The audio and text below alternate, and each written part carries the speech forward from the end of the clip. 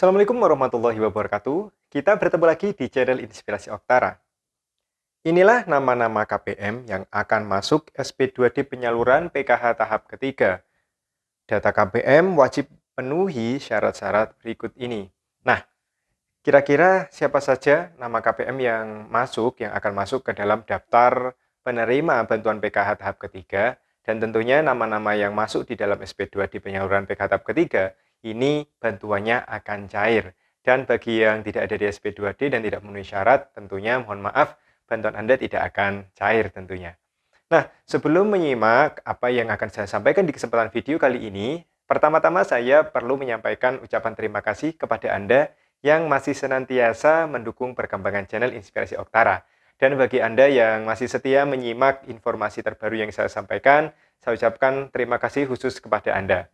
Dan terima kasih bagi Anda yang baru menemukan channel ini. Anda berada di channel yang tepat, yaitu channel yang langsung disampaikan oleh pekerja sosial dari Kementerian Sosial Republik Indonesia.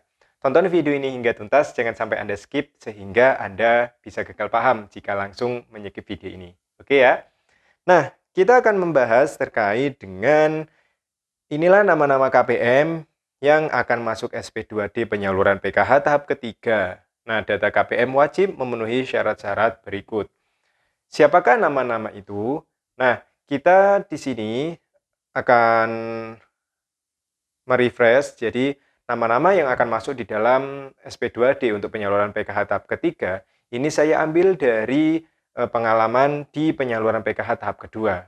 Nah, di dalam SP2D penyaluran PKH tahap kedua tahun 2022, ini ada beberapa termin yang sudah kita laksanakan, dan yang terakhir ada data rekonsiliasi, yaitu rata-rata memang KPM lansia yang belum bertransaksi di PKH tahap kedua. Nah, nama-nama KPM yang ada di SP2D tahap kedua tahun 2022 tentunya adalah nama-nama yang tidak ada masalah sama sekali ya dengan Dukcapil, dengan Dapodik, dengan EMIS dan yang lain sebagainya. Tapi memang ada beberapa nama anak ya komponen yang tidak cair dikarenakan memang mungkin ada balita yang belum masuk KK, ada NIK yang belum teraktivasi. Tapi bagi nama-nama yang sudah masuk di dalam SP2D tahap kedua, ini tentunya adalah data-data yang tidak bermasalah. Dan kemungkinan yang sangat besar, ya 99,9%, nama-nama yang ada di dalam SP2D tahap kedua, ini bisa langsung masuk ke dalam daftar KPM penerima PKH selanjutnya, yaitu di SP2D tahap ketiga tahun 2022. Dikarenakan penerima PKH yang sebelumnya, jika misalnya mereka masih prasejahtera, ya masih belum mampu, maka otomatis ya nama-nama tersebut bisa masuk ke dalam SP2D selanjutnya, yaitu SP2D tahap ketiga. Nah, nama-nama tersebut ini adalah saya ambil dari KPM yang saya dampingi. Nah, ini kemungkinan besar nama-nama KPM ini akan masuk kembali di penyaluran SP2D tahap ketiga. Tapi kita akan melihat apakah untuk SP2D tahap ketiga ini masih bertermin seperti tahap sebelumnya, kita masih akan melihat. Yang jelas, bagi KPM yang sudah cair di tahap kedua, ini ada kemungkinan besar akan cair lagi, dikarenakan memang datanya tidak ada masalah dengan antara DTKS dengan Dukcapil. Nah, selanjutnya bagi KPM yang tidak cair bagaimana untuk tahap kedua? Tentunya juga ada kesempatan yang jelas ketika ada pemadanan data, ada perbaikan data, jika KPM tersebut datanya sudah tidak bermasalah, maka ada kemungkinan KPM tersebut kembali dipilih oleh Kementerian Sosial untuk masuk ke dalam SP2D tahap ketiga tahun 2022. Nah, kira-kira data KPM wajib memenuhi syarat-syarat berikut. Syaratnya apa saja? Nah, sebelumnya memang sudah saya sampaikan terkait dengan 6 syarat ya, yang bisa Anda cari di video yang baru-baru saya upload ini.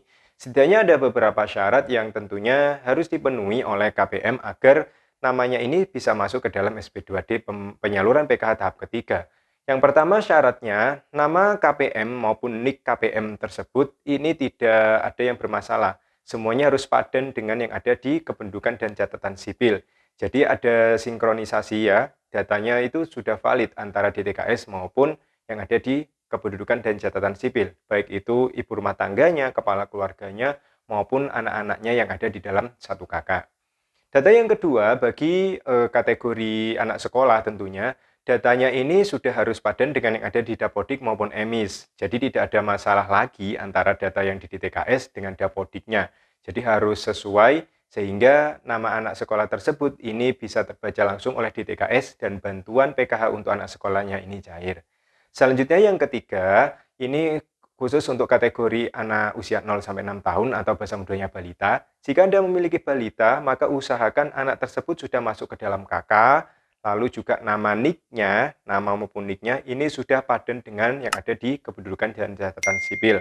Yang sering terjadi, baik itu balita maupun lansia, biasanya ada di dalam KK tetapi tidak terbaca sebagai penerima PKH balita atau PKH lansia, dikarenakan NIK-nya belum aktif.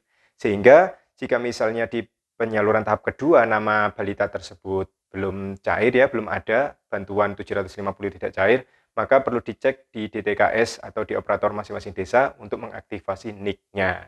Ya, seperti itu. Nah, lalu selanjutnya ada beberapa syarat lagi. Selanjutnya syaratnya adalah itu.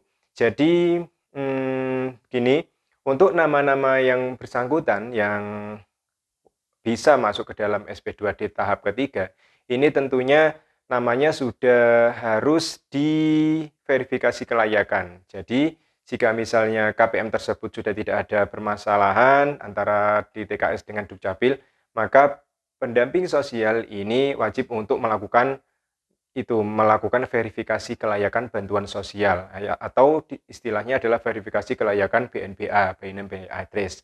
Nah, verifikasi kelayakan ini dilakukan oleh pendamping sosialnya untuk menilai dan menguji apakah KPM yang didampingi ini masih layak menerima bantuan sosial atau sudah tidak ya. Jika masih membutuhkan maka dinilai layak, dan jika sudah dirasa sejahtera maka ditidaklayakkan sehingga bantuannya tidak cair.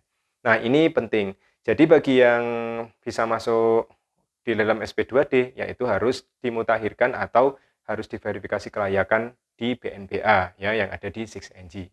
Nah, selanjutnya syarat yang utama yang paling penting tentunya, jika misalnya data Anda sudah padan, tidak ada masalah, lalu verifikasi kelayakannya ini Anda dianggap layak, maka syarat yang paling utama ya, yang saya sebutkan di syarat ke-6 di video sebelumnya, adalah nama Anda ini harus ada di dalam SK ya, surat ketetapan yang dikeluarkan oleh Kementerian Sosial untuk penyaluran periode berjalan. Dengan kata lain, nama-nama yang sudah dianggap valid, sudah tidak ada masalah, maka ini wajib hukumnya ada di dalam SK penyaluran PKH untuk tahap ketiga. Dan tentunya ketika sudah dicantumkan di dalam SK, maka nama-nama tersebut tentunya dituangkan di dalam SP2D untuk termin ketiga. Nah, jika misalnya datanya tidak ada masalah tetapi namanya tidak di-SK-kan atau tidak ada di SP2D tahap ketiga, maka percuma saja bantuannya tidak akan cair. Untuk urusan syarat yang terakhir yang paling penting ini kewenangannya sepenuhnya ada di Kementerian Sosial Republik Indonesia. Jadi para pendamping ini hanya menilai dan memverifikasi. Nah, keputusan untuk dipilih atau tidaknya sebagai penerima bantuan selanjutnya adalah dari Kementerian Sosial Republik Indonesia. Dan tentunya DTKS ini karena data dinamis, maka bisa jadi setiap periode penyaluran penerimanya ini bisa tetap atau bisa berbeda-beda. Bisa orang yang sama atau ada tambahan orang-orang baru, seperti yang sudah terjadi di penyaluran PKH tahap kedua. Nah, mungkin itu saja informasi yang bisa saya sampaikan, dan kita berharap semoga karena minggu depan ini kita sudah memasuki minggu yang terakhir di bulan Juli. Nah, saya berharap semoga Kementerian Sosial Republik Indonesia segera untuk menyalurkan bantuan sosial untuk KPM, baik itu PKH tahap ketiga maupun BPNT ya, yang periode Juni maupun Juli.